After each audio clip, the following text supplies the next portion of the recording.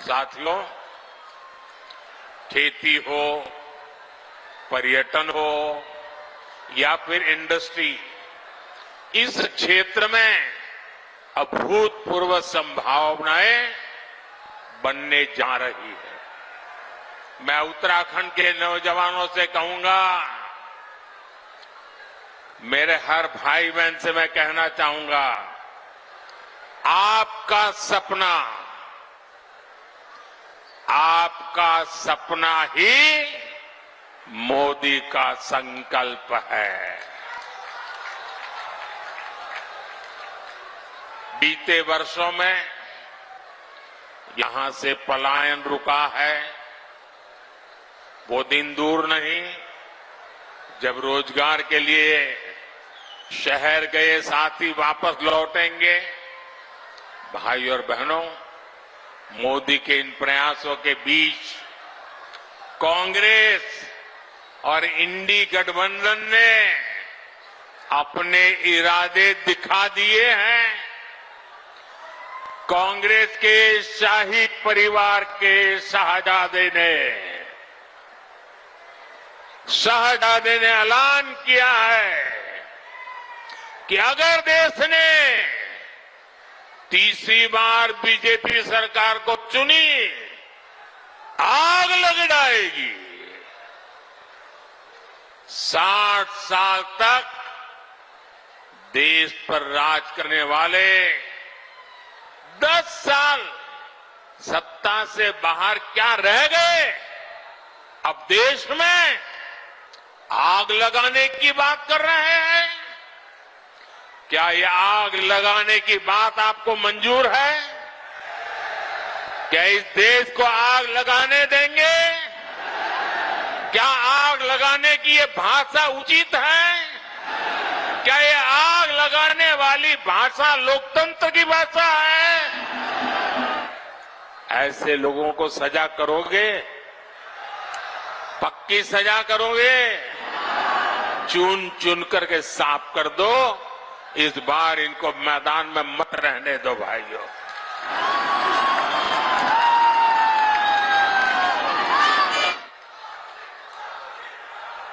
Emergency की मानसिकता वाली कांग्रेस का भरोसा अब लोकतंत्र पर नहीं बचा है। इसलिए वो अब जनादेश के विरुद्ध लोगों को भड़काने में जुट गई है।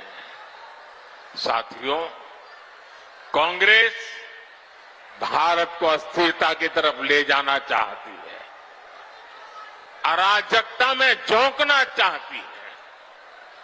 कर्नाटका में कांग्रेस के एक बड़े नेता ने दक्षिण भारत को देश से अलग करने की बात कही, 2 टुकड़े करने की बात कही।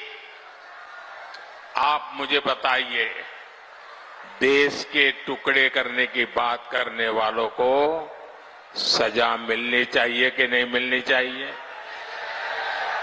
सजा मिलनी चाहिए कि नहीं मिलनी चाहिए? सजा मिलनी चाहिए कि नहीं मिलनी चाहिए? लेकिन कांग्रेस ने क्या किया? सजा देने के बजाय कांग्रेस ने देश को बांटने की घोषणा करने वाले को चुनाव का टिकट दे दिया। उत्तराखंड के लोग भूल नहीं सकते कि इसी कांग्रेस ने देश के वीर सपूत स्वर्गीय बिपिन रावत जी तक का अपमान किया था। ऐसी कांग्रेस से देशभक्ति की भाषा, उनकी देशभक्ति की बातें किसी के गले उतरती नहीं है। साथियों, कांग्रेस तुष्टीकरण के दलदल में ऐसा धंस गई है कि कभी देश हित का सोच ही नहीं सकती। यही कांग्रेस है जो घुसपैठियों को बढ़ावा देती है। लेकिन जब भाजपा सीएए के माध्यम से मां भारती में आस्था रखने वालों को भारत की नागरिकता देती है तो कांग्रेस को सब और सबसे ज्यादा तकलीफ होती है। इस क्षेत्र के लोग भी जानते हैं कि पाकिस्तान और बांग्लादेश से जो शरणार्थी आए हैं उनमें से अधिकतर दलित परिवार है, हमारे सिख भाई बहन हैं, हमारे बंगाली भाई बहन हैं, लेकिन कांग्रेस इन लोगों को नागरिकता देने का विरोध कर रही है। कांग्रेस कितना भी घोर विरोध करे, इन लोगों के पास मोदी की गारंटी है।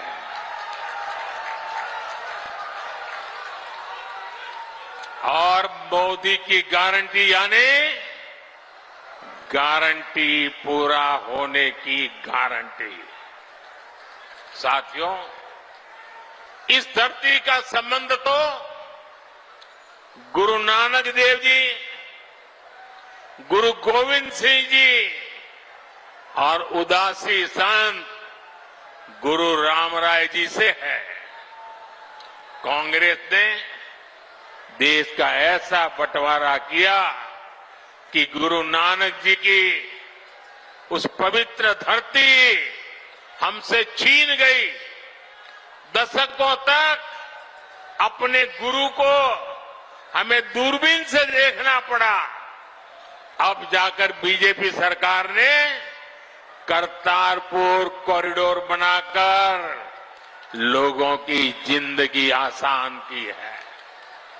कांग्रेस कमजोरी न दिखा दी तो हमारी सीमाओं पर नजर डालने की किसी की हिम्मत न होती, इतने बड़े सीमा विवाद न होता। कांग्रेस ने कैसे अपने हाथों से मां भारती के टुकड़े किए, इसका एक और ताजा उदाहरण देश के सामने आया है। ये हमारा उत्तराखंड तो वीर माताओं की भूमि है जो वीर संतानों को जन्म देती है। यहां के वीर संतान मां भारती की एक एक इंच जमीन के लिए अपनी जान की बाजी लगा देते हैं। लेकिन यही कांग्रेस पार्टी, अभी जो एक बात सामने आई है, तमिलनाडु की बात तो तमिलनाडु की है, लेकिन ये वीरों की भूमि है, मातृभूमि की भक्ति क्या होती है उत्तराखंड को सिखाना नहीं पड़ता।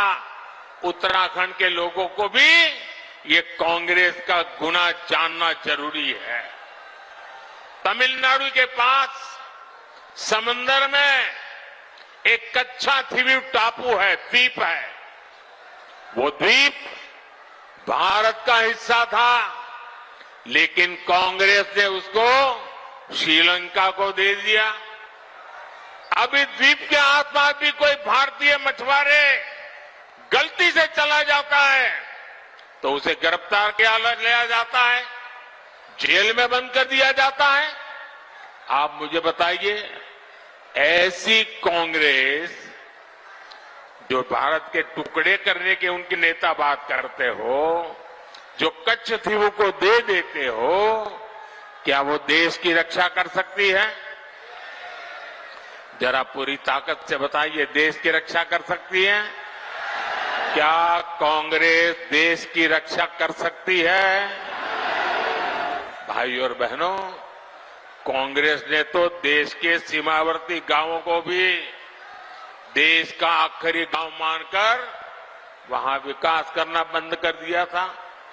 ये भाजपा की सरकार है जिसने सीमा किनारे बसे गांवों को देश का प्रथम गांव माना है, वहां तेज गति से विकास किया है।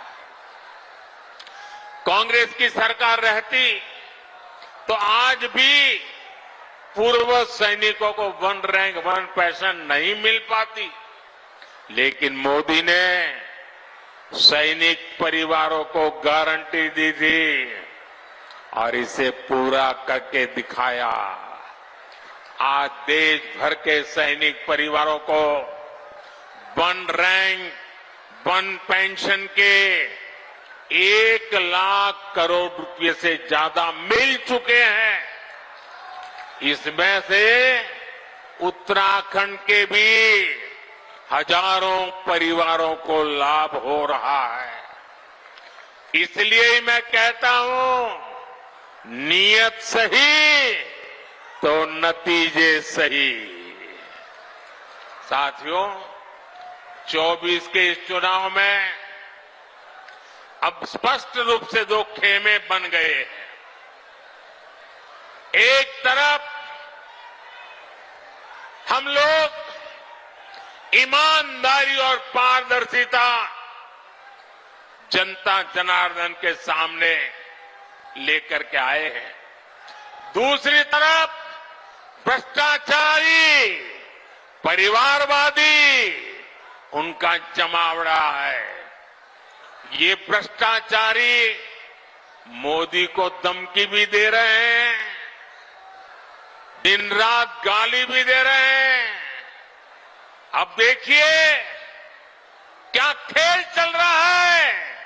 हम हैं जो कह रहे हैं भ्रष्टाचार हटाओ, और वो कहते हैं भ्रष्टाचारी बचाओ। आप मुझे बताइए, भ्रष्टाचार हटना चाहिए कि नहीं हटना चाहिए? भ्रष्टाचार हटना चाहिए कि नहीं हटना चाहिए? भ्रष्टाचार से मुक्ति मिलनी चाहिए कि नहीं मिलनी चाहिए? भ्रष्टाचारी जेल जाने चाहिए कि नहीं जाने चाहिए? भ्रष्टाचारियों को सजा होनी चाहिए कि नहीं होनी चाहिए? ये देश की आवाज है, और मोदी आपकी हर आवाज को सुनता है और उसके लिए ताकत भी लगा देता है। लेकिन साथियों, मुझे कितनी गालियां दी जाए, कितने ही आरोप लगाए जाएं, मोदी इनकी गालियों और धमकियों से डरने वाला नहीं है।